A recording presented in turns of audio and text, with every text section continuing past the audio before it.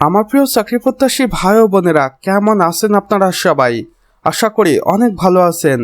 দেখুন আমার প্রিয় ভাই ও বোনেরা, গণপ্রজাতন্ত্রী বাংলাদেশ সরকার কর্তৃক প্রতিষ্ঠান সমাজসেবা অধিদপ্তর, সমাজসেবা ভবন ই8B1, আগরগাঁও শেরেবাংলা নগর, ঢাকা 1207 হইতে একটি দারুণ নিয়োগ বিজ্ঞপ্তি প্রকাশিত হয়েছে। এখানে কর্তৃপক্ষ তাদের অফিসিয়াল ওয়েবসাইটও দিয়ে দিয়েছেন।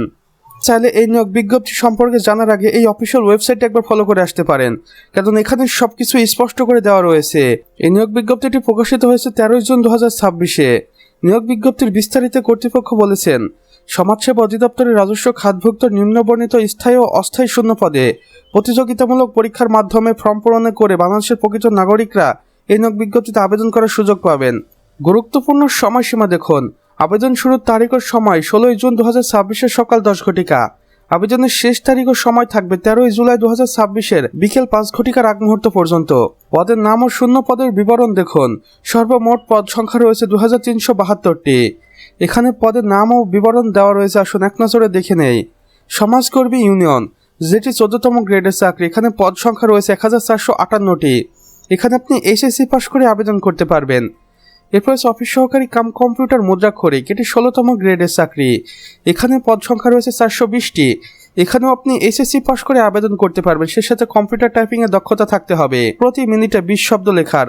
এরপর রয়েছে কারিগরি প্রশিক্ষক, যেটি 16তম গ্রেডের চাকরি, এখানে পদ সংখ্যা রয়েছে 314টি। এটি শিফটের পদ সংখ্যা, অর্থাৎ এটি অস্থায়ী ভিত্তিতে।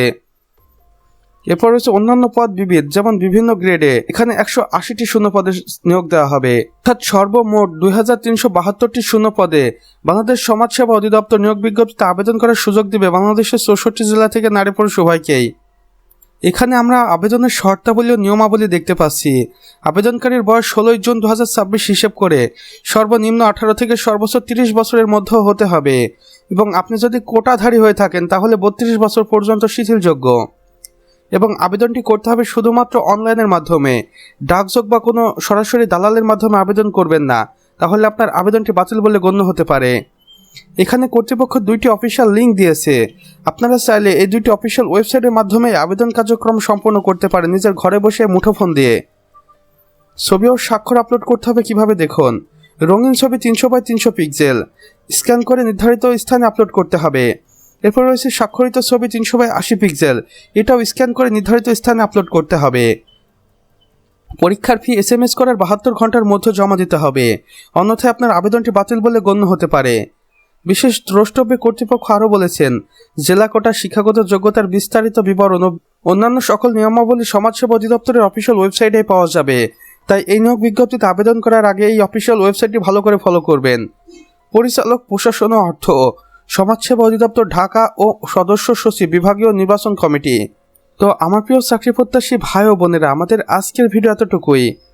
ভিডিওটি ভালো লেগে থাকলে অবশ্যই একটি লাইক করে দিবেন এবং কমেন্ট বক্সে লিখে জানাবেন আমাদের আজকের ভিডিওটি আপনাদের কেমন লেগেছে। তাছাড়া আপনারা যদি এই চ্যানেলে নতুন হয়ে থাকেন অবশ্যই সাবস্ক্রাইব করে পাশে বেল আইকনে ক্লিক করে দিতে ভুলবেন না, যেন আমাদের নতুন ভিডিও নোটিফিকেশন আপনার কোনোভাবেই মিস না হয়ে যায়। আমাদের সম্পূর্ণ ভিডিওটি দেখার জন্য আপনাকে অসংখ্য ধন্যবাদ। খোদা হাফেজ।